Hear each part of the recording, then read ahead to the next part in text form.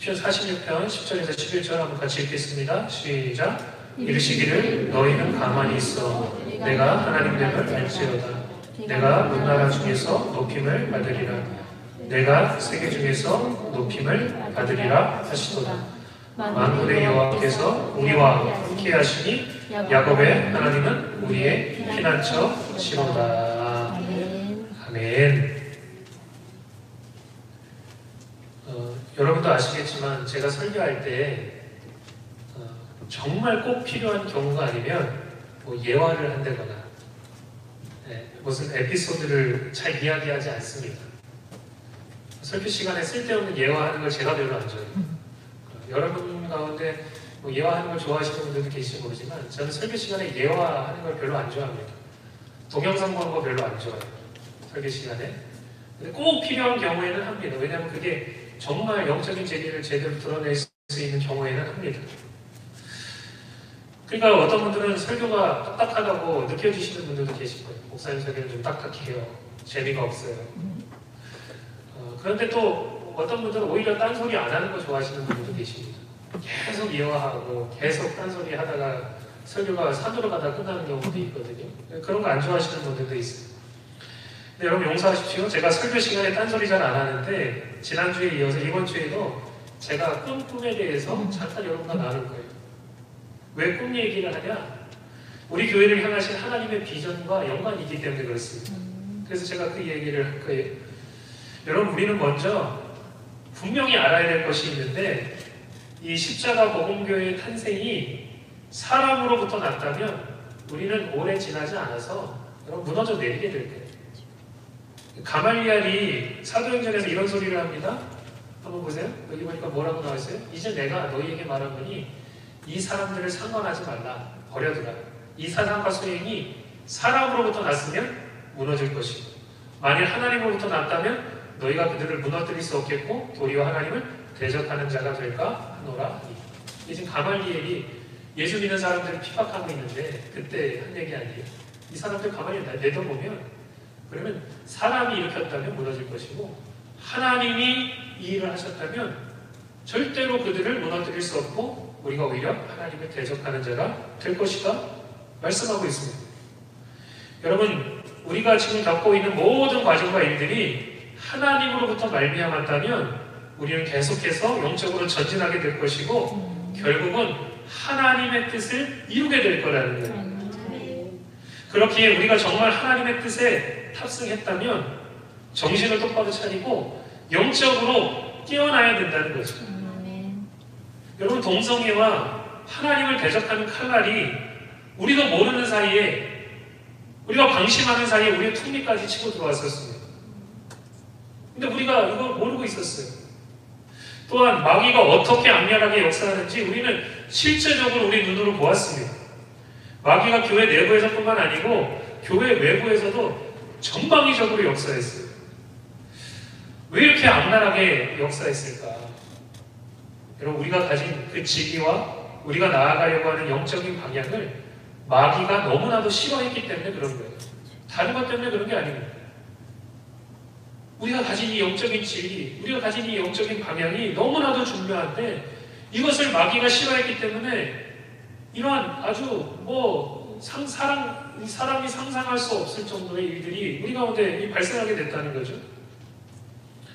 여러분 하나님께서 여러분으로 하여금 왜 이 자리에 앉아있게 했는지를 우리가 진지하게 생각해 볼 필요가 있어요. 여러분 전 교회에서 원래 마귀 짓을 했던 사람들도 있긴 했지만 거기에 모르고 뭣도 모르고 속아서 동조한 사람들도 많이 있어요. 그죠? 근데 여러분은 그 악랄한 거짓 선동에 안 넘어간 사람들입니다. 누가 뭐라 그래도 이게 하나님의 진리고 주의 종이 그럴 일 할 리가 없다. 그런 분이 아니다. 여러분은 영적인 분별력이 있었던 사람이에요.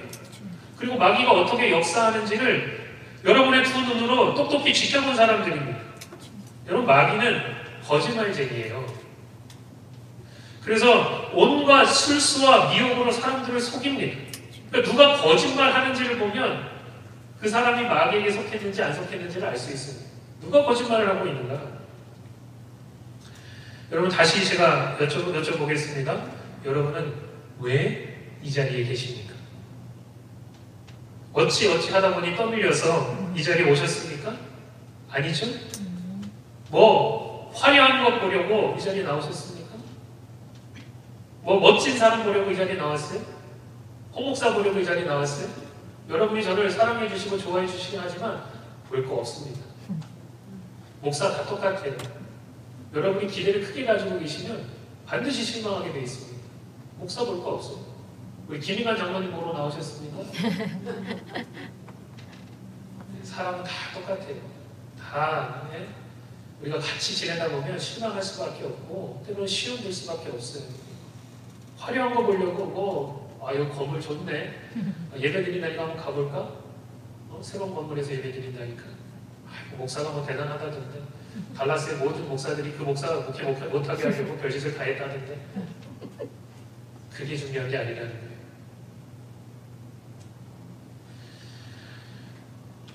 우리는 여기 왜 모였냐? 하나님의 말씀의 진리를 사모해서 이 자리에 나온 거예요. 하나님의 말씀대로 살아보겠다고 이 자리에 나온 것입니다. 그렇다면 우리는 이제 우물쭈물하고 그냥 이대로가 좋사오니 여기가 좋사오니 하면서 이 컴포트존에 머물러 있을 것이 아니라 영적으로 깨어나서 계속해서 우리 한 사람 한 사람이 전진해 나아가야 된다는 거예요. 내가 정말 예수를 붙들고 있는가? 예수께서 정말 내 안에 살아 역사하시는가? 나는 예수 안에서 정말 그분의 형상을 닮아가며 변화되고 있는가? 우리는 또 묻고 물어야 된다는 거예요.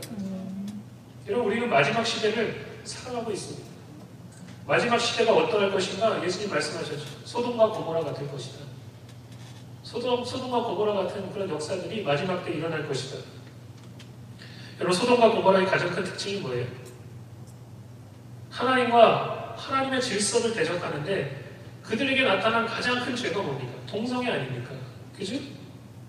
지금 여러분 이 세상에 어떻게 미쳐 돌아가는지 보세요. 아주 진보적인 주들이 어떻게 지금 나아가고 있는 그 방향을 보십시오. 동성애에 미쳐있지 않습니까? 그죠? 그리고 아이들 성전환 시키는데 아주 혈안이 돼가지고 부모의 허락도 받지 않고 애들을 성전환 시키려고 별짓을 다 하고 있습니다.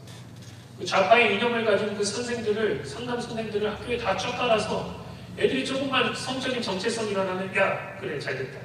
내가 소개해줄게. 그냥 엄마, 아빠 상관없이 그냥 가면은 이거 다 성전환 수술 해줘.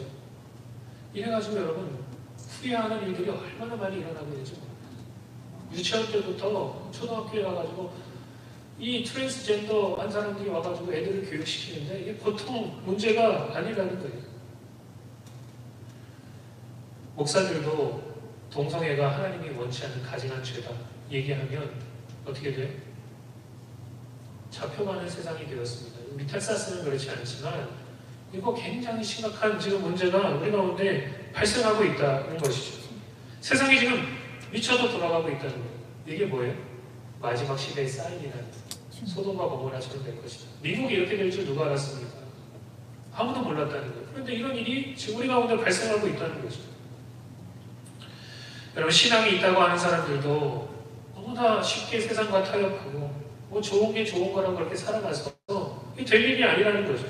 대다수의 사람들이 예수를 믿는다고 하는데도 영적으로 잠들어 있단 말이에요. 이것이 우리 가운데 커다란 문제라는 거예요. 여러분, 우리는 제대로 신앙생활 해보겠다고 말씀대로 살아보겠다고 새로운 발걸음을 띄었습니다. 놀라운 결단이에요. 그런데 여러분, 우리가 살던 이전의 방식으로는, 육적인 수준으로는, 영적으로 너무나도 낮은 수준으로는 하나님의 뜻을 제대로 이루며 살아갈 수 없다는 거죠. 깨어있지 않고 하나님 앞에 올바로 서지 않고 내 자신을 쳐서 복종시키지 않고 말씀에 순종하지 않으면 어느 순간 마귀의 미혹에 세상의 그 꼬임에 넘어갈 수밖에 없습니다. 나도 모르는 사이에 여러분 타협하게 되고 이전의 삶으로 돌아간 사람들이 얼마나 많은지 몰라요. 우리가 정신 못 차리면요, 하나님께서 새롭게 이루실 이 교회와 사역에도 파괴가 된다는 거죠. 여러분, 앞에 서 있는 이 목사라고 예외가 되겠습니까? 그렇지 않다는 거예요. 저도 하나님의 사역에 충분히 방해가 될 수 있는 사람이 될 수 있다는, 어떻게 하면 그냥 적당히 타협하고 그냥 적당히 살아가고 깨어있지 못하고 하면 저도 하나님 앞에 문제가 발생할 수밖에 없다는 거예요. 하나님, 내 신앙생활이 이 수준에 머무는 이유는 목사들 때문입니다. 요즘에 목사들 보십시오. 하나님, 제가 이 생활, 이 신앙 수준에 머무는 이유는 교회 때문입니다. 교회. 이게 보십시오. 교회가 엉망진창이에요. 하나님, 내 신앙생활 이 수준에 머무는 이유는 다른 사람들 때문에, 다른 성도들 때문에. 도대체 저게 무슨 목사고, 저게 무슨 장로고, 저게 무슨 권사고, 저게 무슨 집사고. 여러분, 분명히 들으십시오. 핑계대는 그런 시절은 지났다니. 언제까지 우리가 핑계만 대고 있겠습니까? 여러분, 주님 앞에 섰을 때 다른 사람 핑계댄다고 천국에 들어갈 수 있어요? 하나님, 내가 죄 때문에 이렇게 신앙생활 했어요. 하나님, 제가 저 목사 때문에 이런 신앙생활 했습니다. 천국에 들어보내줘요? 핑계댄다고 여러분 천국에 들어가는 게 아니라는 거예요.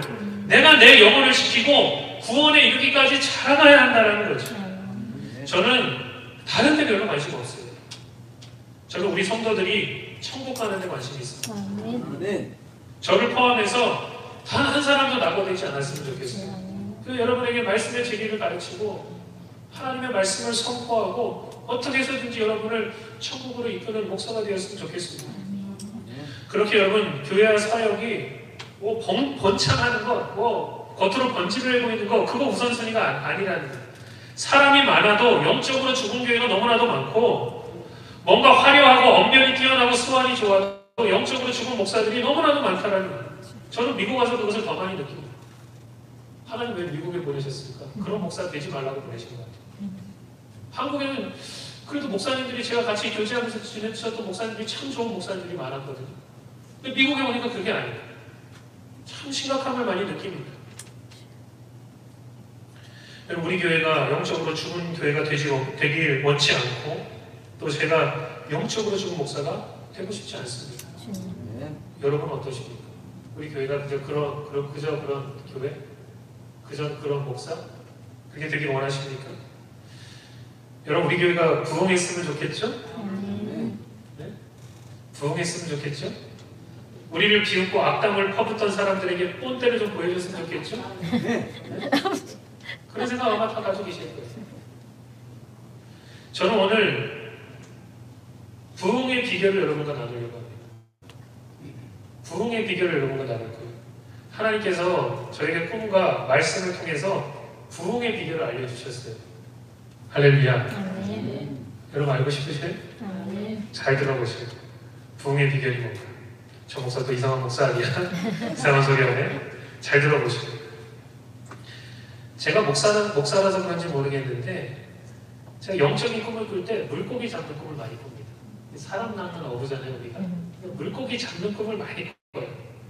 근데 지난 가을에, 제가 지난주에도 여러분과 같이 꿈에 대해서 말씀을 나눴는데, 지난 가을에 꿈에 제가 물고기를 잡기 위해서 강가에 서 있었어요. 강가에 이제 발목이 잠길 정도로 해서 이렇게 서 있었어요. 근데 그 강에 물고기가 참 많이 있었습니다. 반짝반짝 빛나는 정말 아름다운 물고기들이 많이 있었어요. 그래서 제가 너무 그 물고기가 잡고 싶었어요. 너무나 아름다운 물고기들이었기 때문에 너무 욕심이 났습니다. 그런데 문제는 제가 어떻게 물고기를 잡아야 할지 그 방법을 몰랐었어요. 그 꿈에서. 잡으려고 하는데 안 잡히는 거예요. 그래서 제가 안절부절하고 있는 거죠. 어떻게 해야지? 그래도 어느 순간 초자연적으로 하나님께서 저에게 물고기 잡는 법을 알려주셨어요. 그래서 여러분, 물고기를 이제 잡기 시작하는데 처음에 뭘 잡아야 되겠어요? 이왕이면 크고 아름다운 물고기를 잡아야 되지 않겠습니까? 제가 보고 그 크고 아름다운 물고기를 쫓았어요. 그런데 여러분, 하나님께서 제가 처음으로 잡게 하신 물고기는 큰 물고기가 아니라 작지만 너무나도 아름다운 물고기를 잡게 하셨다는 거예요.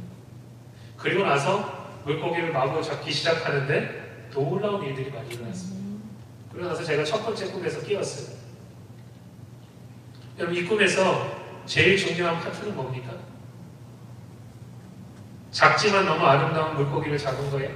그게 제일 중요한 파트입니까? 아니죠. 하나님께서 꿈에서 순간적이면서 초자연적으로 물고기 잡는 법을 알게 하신 게 지금 코포인트라는 거예요. 그죠? 그래서 수많은 물고기를 잡은 거 아닙니까? 여러분, 물고기 잡는 법 다른 말로 하면 뭐예요? 부흥하는 비법이에요. 부흥하는 법이에요. 그런데 여러분, 제가 꿈에서 깨어서 한참을 생각해 봤는데, 제가 목사긴 하지만 부흥하는 비결이 뭔지를 도무지 모르겠는 거예요. 현실로 돌아왔는데, 그래서 물고기를 많이 잡았는데 부흥하는 비결이 뭐지? 도대체 물고기 잡는 비결이 뭐지? 이거 꼭 알아야 되겠는데, 꿈에서는 알게 되어서 수많은 물고기를 잡게 되었는데 꿈에서 깨었을 때는 아무 생각도 나지 않는 겁니다. 도대체 하나님께서 나에게 물고기 잡는 법을 알게 해주셨는데 깨어나 보니까 그게 뭔지 모르겠는 거예요. 그래서 지금은 아닌가 보다 생각하고 넘어갔어요. 근데 여러분, 올해 초였습니다. 정말 순간적으로 초자연적으로 저에게 성령의 감동이 임한 거예요. 꿈에서 갑자기 순간적으로 초자연적으로 물고기 잡는 법을 알게 되었듯이 정말 순간적으로 초자연적으로 하나님께서 저에게 성령의 감동을 주셨어요. 그리고 부흥의 비결이 뭔지를 깨닫게 하셨습니다. 할렐루야. 잘 들으세요. 하나님께서 알려주신 부흥의 비결이 뭐냐? 따라해봅시다. 부흥은 크게요. 부흥은 하나님께서 하시는 일이지 하나님께서 하시는 일이지 사람이 만들어내는 것이 아니다. 사람이 만들어내는 것이 아니다. 올 초에 제가 이것을 아는 말씀이지만 초자연적으로 성령의 감동을 통해서 깨닫게 된 거예요. 저는 큰 교회를 이루고 뭐 대단한 사역을 하고 계시는 목사님들한테 가서 물어보면 그 비법을 알 수 있지 않을까? 그렇게 생각했다는 거예요. 그래서 목사들이 웬만하면 큰 교회 가서 부목을 하고 큰 교회 가서 목회하는 이유가 거기 있잖아요. 그죠? 그런데 하나님은 저에게 부흥은 사람이 하는 일이 아니고 하나님께서 하시는 일이라고 너무나도 명확하게 말씀하셨다는 거예요. 그리고 하나님은 저에게 다니엘 4장을 펴서 읽게 하셨습니다. 여러분 한번 성경을 가지고 계시면 다니엘 4장을 한번 펴보세요. 굉장히 중요한 말씀입니다.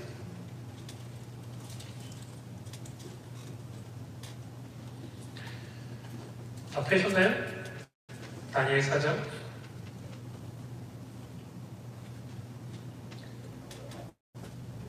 이 다니엘 4장은 바벨론 대왕 느부갓네살 왕이 꿈을 꾸고 꿈에서 환상을 본 후에 다니엘이 이 꿈을 해석하는 장면입니다. 앞에는 25절부터 나왔는데 여러분 20절부터 보세요. 20절부터 굉장히 중요합니다. 지금 이제 다니엘이 이 꿈을 해석하는 장면이에요. 20절을 보세요. 제가 한 절 여러분들이 한 절 그렇게 한번 읽어보겠습니다. 왕께서 보신 그 나무가 자라서 견고하여지고 그 높이는 하늘에 닿았으니 땅끝에서도 보이겠고 그 잎사귀는 아름답고 그 열매는 많아서 만민이 먹을 것이 대만하고 들짐승이 그 아래에 살며 새는 그 가지에 깃들었나이다. 그죠? 여기 보면 느부갓네살 왕이 한 나무를 꿈에서 보았는데 그 나무가 자라고 견고해져서 그 높이가 하늘에 닿고 땅끝에서도 보일 정도로 대단한 나무가 되었다는 거예요. 그 22절에 이제 다니엘이 이렇게 해석하죠. 계속 제가 읽겠습니다. 왕이여, 이 나무는 곧 왕이시라.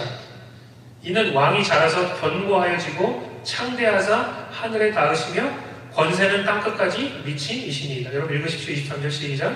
왕이 보신즉 한 순찰자 한 거룩한 자가 하늘에서 내려와서 이르기를 그 나무를 베어 없애라. 그러나 그의 굴뚝이는 땅에 남겨두고 새와 들풀 중에 그것을 들풀 가운데에 두라.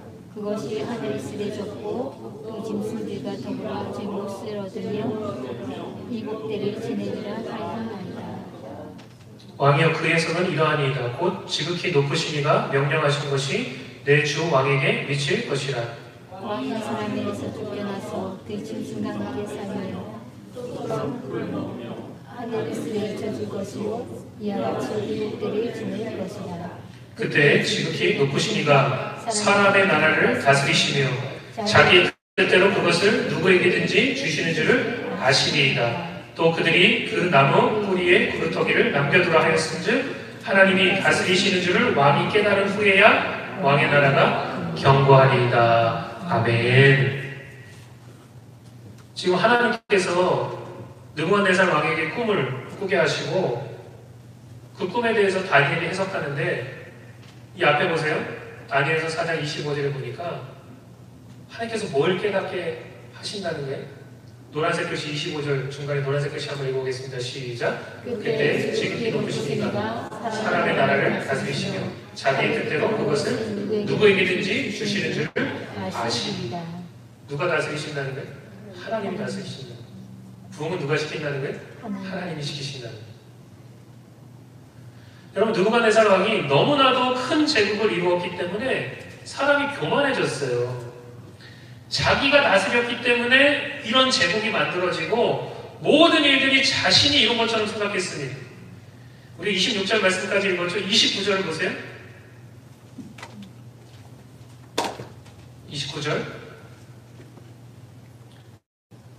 29절부터 32절까지 한번 읽어보겠습니다. 시작. 12달이 지난 후에 내가 바벨론 왕궁 지붕에서 건일세 나 왕이 말하여 이르되 이 큰 바벨론은 내가 능력과 권세로 건설하여 나의 도성으로 삼고 이것으로 내 위엄의 영광을 나타낸 것이 아니냐 하였더니 이 말이 아직 나 왕의 입에 있을 때 하늘에서 소리가 내려 이르되 느부갓네살 왕아 내가 내게 말하노니 나라의 왕위가 내게서 떠났느니라. 내가 사람에게서 쫓겨나서 들짐승과 함께 살면서 소처럼 풀을 먹을 것이요 이와 같이 7대를 지내서 지극히 높으시기가 사람의 나사를 다스리시며 자기의 뜻대로 그것을 누구에게든지 주시는 줄을 알기까지 이르리라 하더라. 느부갓네살이 정신이 미쳐가지고요 들에서 7년 동안 동물처럼 살았다는 거예요. 그리고 나서 그가 눈을 들어서 하늘을 우러러 봤을 때 그때 그 미친 정신이 돌아오고 뭘 깨달았어요? 아, 이게 내가 하는 게 아니구나. 내가 잘나가지고 이 나라 다스리는 줄 알았더니 그거 아니구나.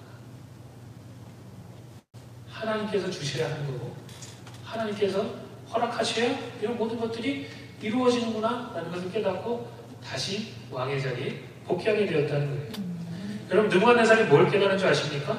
이 세상은 하나님이 다스리시고 그분의 뜻대로 행하신다는 거예요.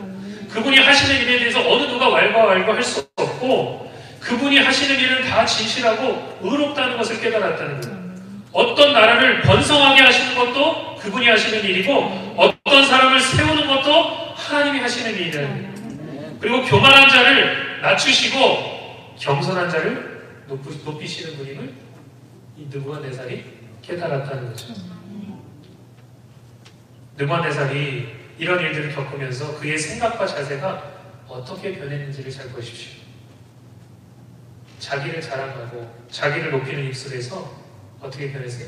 하나님을 찬양하고 하나님을 경배하는 입술로 바뀌게 되었다는 거예요. 하나님 앞에서 그냥 꾸며낸 겸손이 아니라 진짜 겸손의 마음과 자세를 갖게 되었다는 거예요.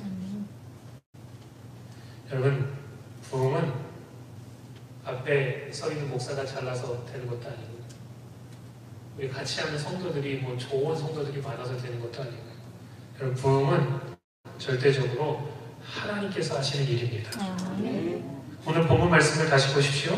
시편 46편 10절 11절 여러분 같이 읽어보겠습니다. 시작. 이르시기를 너희는 가만히 있어 내가 하나님됨 알지어다.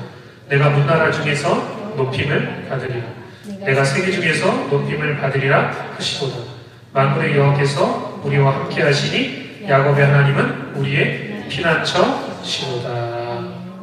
아멘. 가만히 있으라는 말씀이 무슨 의미예요? 너희는 가만히 있어라.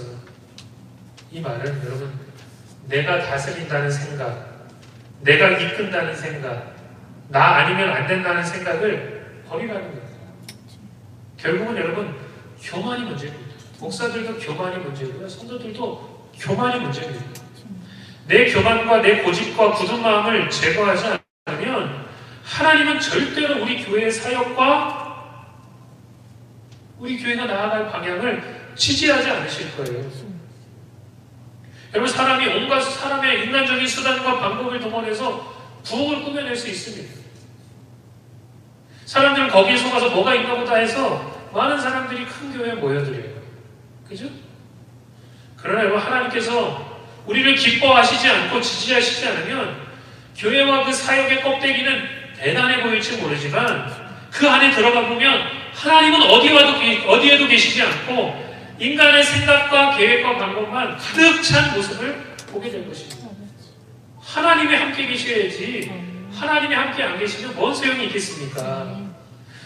이렇게 사람들이 만들어낸 부흥의 결과가 뭐예요? 그냥 인간적으로 만들어낸 으쌰으쌰 해가지고 뭐 잘 보이도록 화려해 보이도록 만들어낸 그 부흥의 결과가 뭡니까? 그럼 잘 들으십시오. 교만에 대한 하나님의 심판밖에 없다는 거예요.